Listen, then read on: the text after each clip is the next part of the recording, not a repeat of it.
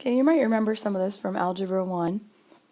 So if these are real numbers, not imaginary, you can pull them together and then you can separate them as long as they have the same index. These are both square roots or nth roots.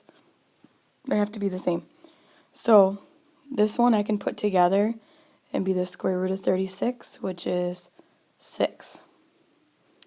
This one I can put together to be the cube root of negative 64, which is negative 4. This one I can put together. It's a square root of negative 64, which has no real roots.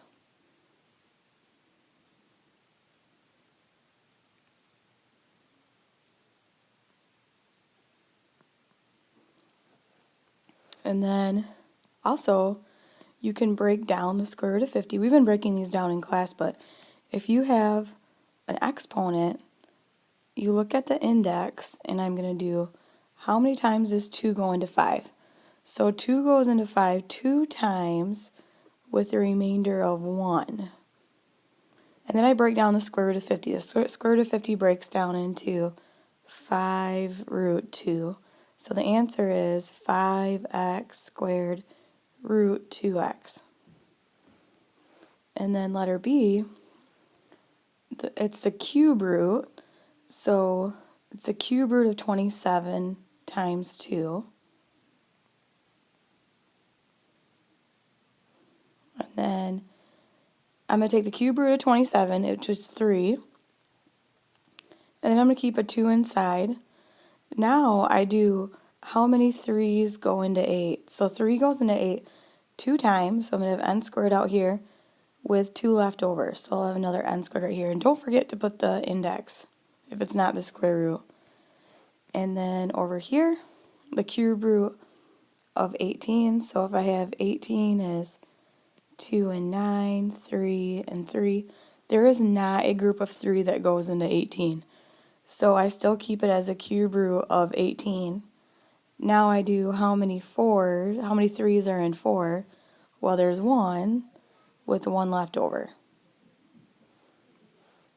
And then down here, when you're multiplying these expressions that are longer, what I do is I don't just multiply these and then factor them. I write all of them together as factored. So 25 is 5 times 5. And I'm going to have x, but I put my powers together.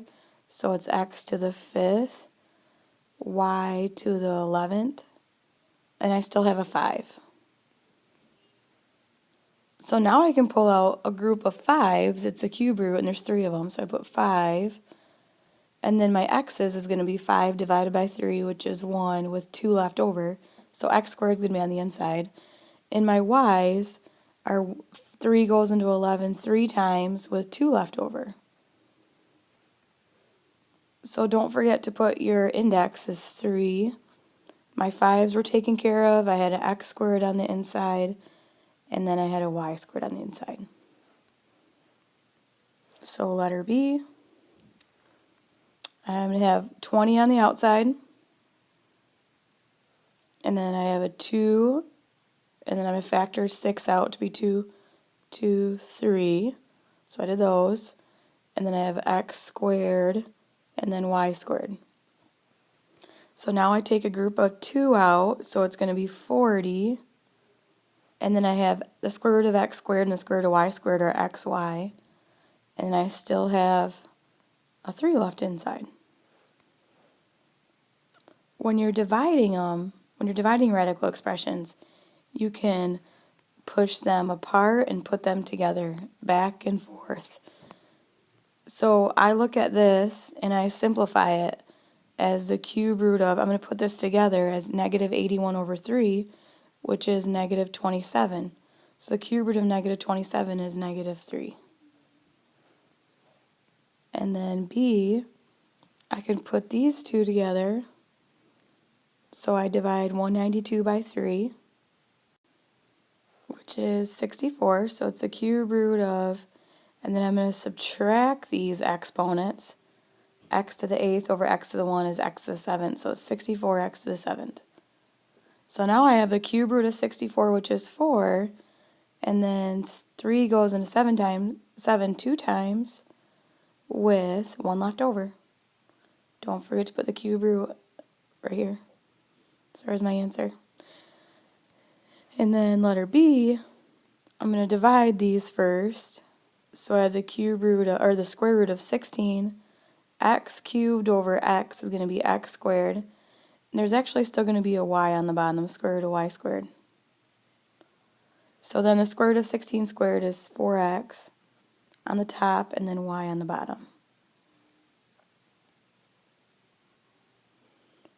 Rationalizing means to rewrite an expression so that there's no radicals in the denominator. So if you have the square root of 3 over the square root of 5, you want to multiply the top by root 5 and the bottom by root 5. So the top is going to be root 15 and the bottom is going to be 5. Now you can't divide these two because this one has a square root and this one doesn't. So this is the answer. And then this one, what I do is I try to reduce first. So I can reduce these two as a square root of x cubed on top over the square root of 3y. So then I can rationalize it by multiplying the top by 3y and the bottom by 3y. So my numerator up here is going to be 3x cubed y, and my denominator is just going to be 3y. So I can actually go further because I have x cubed in my numerator. So x cubed breaks into x, and then the square root of 3y over 3y. At the end you want to check, can you reduce this part? No. And there's nothing else I can break down any further, so this is the answer. Except for I left an x. Need to leave an x on the inside here. And then letter C. Even though there's one big radican, this is actually two separate things. It's the cube root of 5 over the cube root of 4y. Okay, this time it's new because we haven't done one where we have to rationalize with a cube root. So with the square root, we multiply it just by one term, but it's cube root, so we're going to have 3 of these terms in order to get rid of the cube. So I'm going to multiply this by the cube root of 4y and the cube root of 4y. And on the numerator too, the cube root of 4y, the cube root of 4y. So what that does is now I have the cube root of something cubed. So those will cancel out. So then this will just be 4y in the denominator. The numerator is going to be 5 times 4 times 4. So that's the cube root of 80.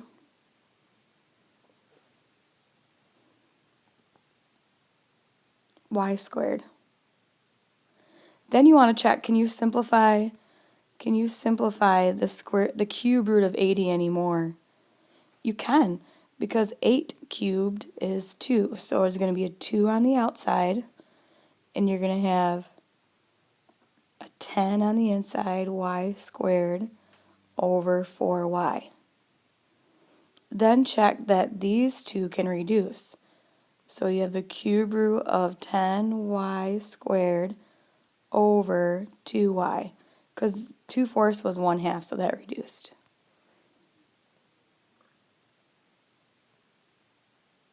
Okay, more with these. I would simplify, for this one, I would simplify this first. So it's 5, and then I would reduce these. 60 divided by 12 is 5. And then I have x to the 5th divided by x is x to the 4th.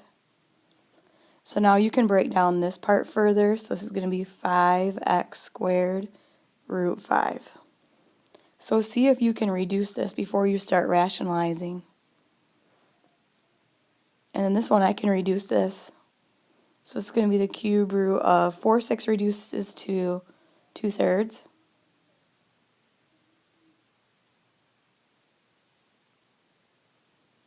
these both have, I should have wrote this index part smaller, but they both have the cube root.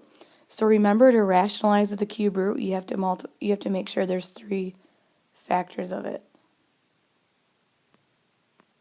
I'm doing the same thing on the top. The cube root of 3x times the cube root of 3x. Now, the numerator is going to be the cube root of 2 times 3 times 3. So 6 times 3 is 18x squared. And the denominator is going to be just 3x. And at the end, you cannot we can't break this down any further. So there's no cubes that go into 18, so you're done. And then right here, I can't reduce this part, so I'm going to write the cube root of 4 3 times. And then my denominator, because the cube root of 4 cubed is just 4, and the numerator is going to be the cube root of 16x squared. So the cube root of 16 has an 8 in it, and we can take the cube root of 8. The cube root of 8 is 2, so I have 2 cube root of 2x squared all over 4. And now you can reduce 2/4 to be 1/2. So it's going to be the cube root of 2x squared over 2. Now the only reason that we can push these together and pull them apart is because they're both cube roots. You have to make sure that they're both the same roots. So these were the same because they're both square roots. These were both cube roots. Same with these up here. You have to make sure they have the same index.